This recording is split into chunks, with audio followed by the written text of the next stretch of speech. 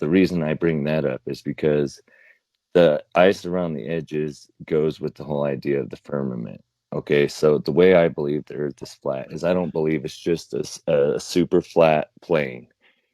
I believe that as far as the eye can see, and I mean, there's actually math to prove this. So the circumference of the globe is 24,901 uh, feet. And to fit the circumference of the globe, the Earth would have to basically drop 8 inches every mile. Okay. And if you look at the horizon line, which is called the horizon because it's horizontal, human eyes can only see as far in 3 miles in clear visibility. Visibility becomes a factor because you have clouds, you have pollution, you have all these other things. And in low visibility, humans can only see a mile distance. But in the clearest visibility, we can see 3 miles. So to reference this, if you take yourself, because it's hard to find something your exact size, and you clone yourself and you walk that clone a mile, that clone is standing 8 inches below you.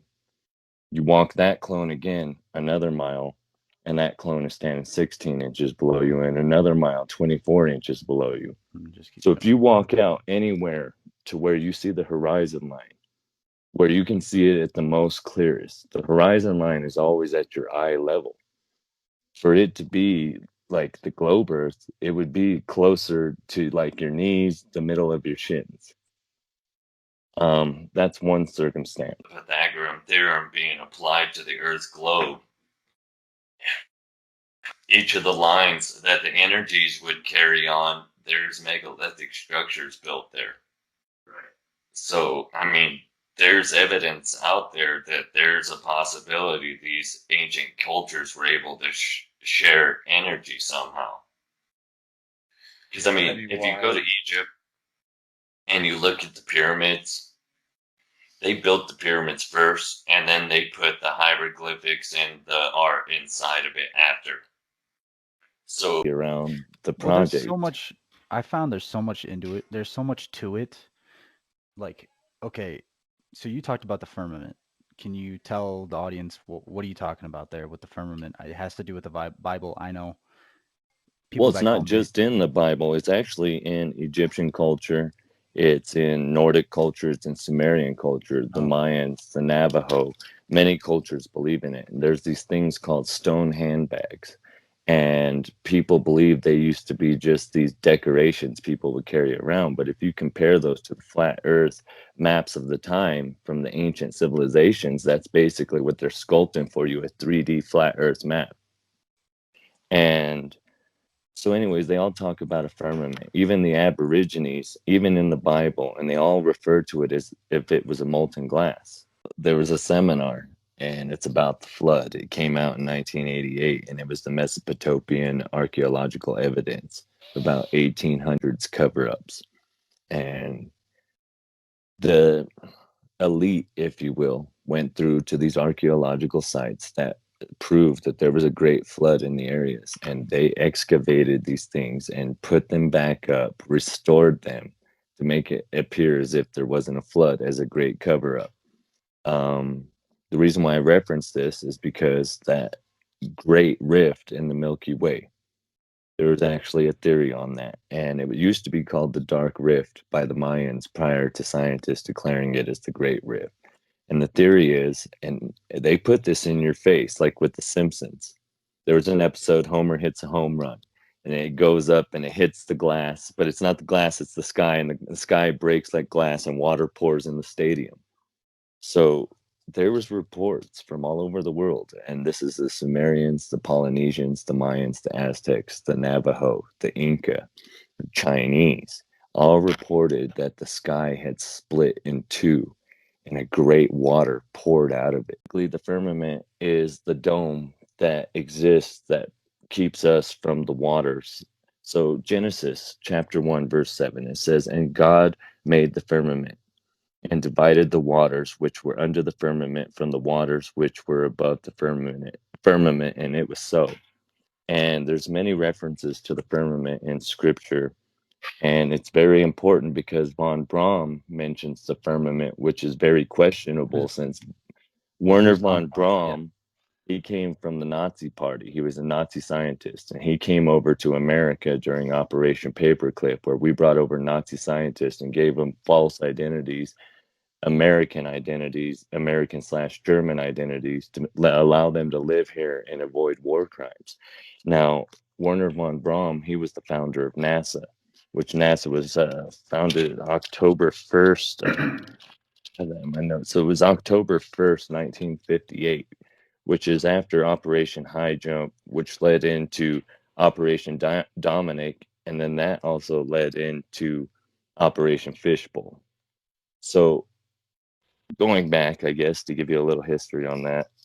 Well, first, the firmament. He mentions the firmament on his gravestone. It's unique because he created rockets for Germany. Von Braun. Create, Von yes, Braun he mentioned did. this on his gravestone. And he created the first rockets in the world for Germany. And then he came over here and basically created rockets for NASA and founded NASA. He put Psalm 19:1 on his gravestone, which Psalm 19:1 is, the heavens declare the glory of God, and the firmament showeth his handiwork. So for him to mention the firmament only Oh, weird. applies to a flat earth grid.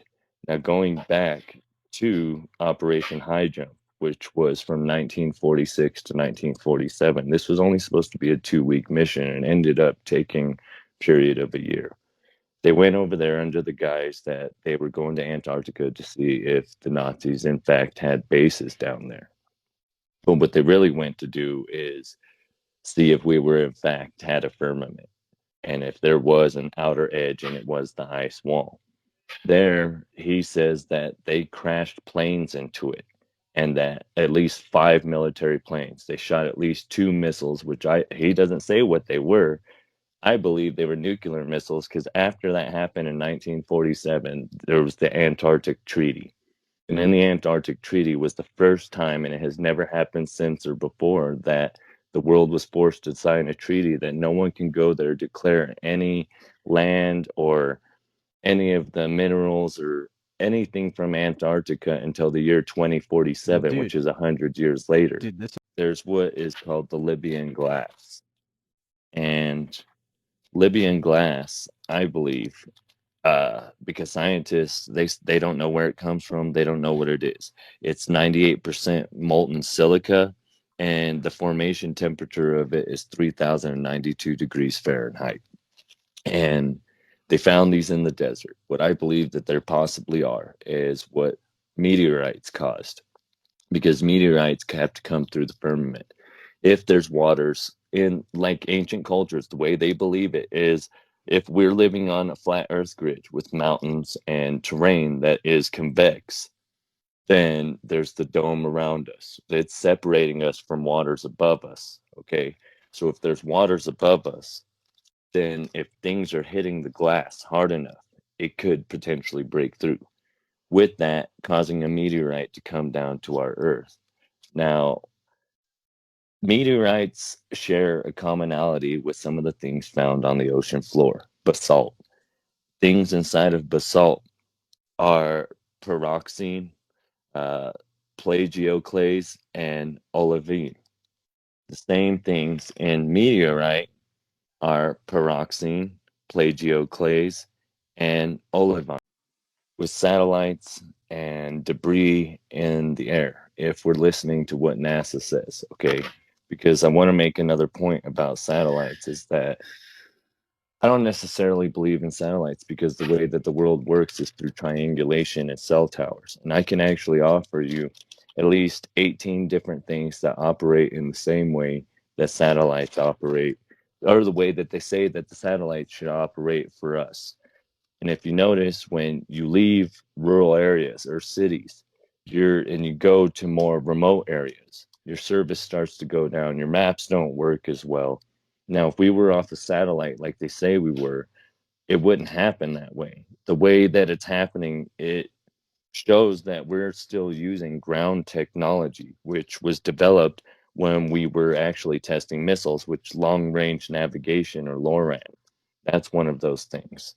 Cell towers, high altitude airships, high altitude platforms, lighter than air vehicle, high altitude long endurance, high altitude, long operation, StratSat, airborne relay communication, Helinet systems. There's high altitude shuttle systems, small balloon systems, nano balloon systems, Google Loon systems. There's the stratospheric platform systems, high Hold on, Google's altitude. got a system too? Fuck. Yeah, they do. And the high Fucking Google, I altitude should have long known. endurance demonstrator, undersea cables, and DARPA. And one of the things I wanted to show is one of the maps of the cables that go worldwide on a worldwide grid for triangulation of those purposes, where your cellular data basically transmits a signal. They're able to triangulate that signal from all of the data they have on the ground. It's not the satellites itself. Like, according to what NASA reports and what they're reporting in the sky, is that there's 3,372 satellites. And as of January 2019, there's 128 million smaller than 1 centimeter pieces floating around Earth's upper atmosphere. There's 900,000 pieces 1 to 10 centimeters floating around Earth's upper atmosphere, and also 34,000 pieces of debris 10 centimeters or higher floating Are around these Earth's upper atmosphere. so are these debris from like what satellites that have apparently disrupted or like has been Been destroyed or like decommissioned and destroyed. So they yeah. say that there's over 2,000 satellites. That's what the debris is from that They are used to floating just around, throw space junk all over the place too. and So that as well. So then Okay. my point about that is, why, when the NASA astronauts, I mean, they're in the space stations or in their shuttles, why is there no space debris? Why doesn't it show all of this clutter from the satellites and stuff in the vibration? The energy of a sound wave in a fluid can create flashes of light. So you've seen Mandalas created by people producing sound underwater, and they take a picture and there's a Mandela that forms within there. Now, if you actually compare what a star looks like from a telescope from your backyard, and everyone has access to it, and I had photos of that as well. I wish I could have shared the video with it, but the way that it reacts is like an energy ball, and it reacts as if the same way that the energy reacts when you apply it to water, which in theory, in the flat earth, if there is in fact a firmament and there is water above, there's the theory of Eden or Argatha, right, in the center of the earth with these people. Now, the Nazis believe this as well with the real society, because there was a Yeah, people going deep. down there that they say existed, were named the Vrilya, that had really light, like almost fluorescent, glowing skin and blonde hair. And they were a futuristic society that lives in the center of the earth. Now, You told me what'd you say at work? You said because I asked about shit like that and you were like, dude, you look like the Vrilia. And I was like, what the fuck's that? And then like you just went on about that shit and I was like, Jesus. okay, wait, I'm confused.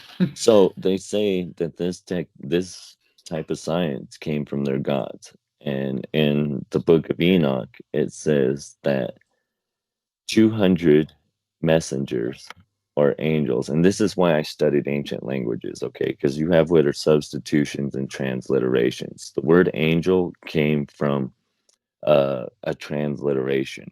So the word for angels in the Hebrew is malakia, which means messengers. And in the Greek, it was angelos, which means messengers, which was then sub or transliterated to angels. So really what they are is messengers. Angels isn't really what they're called.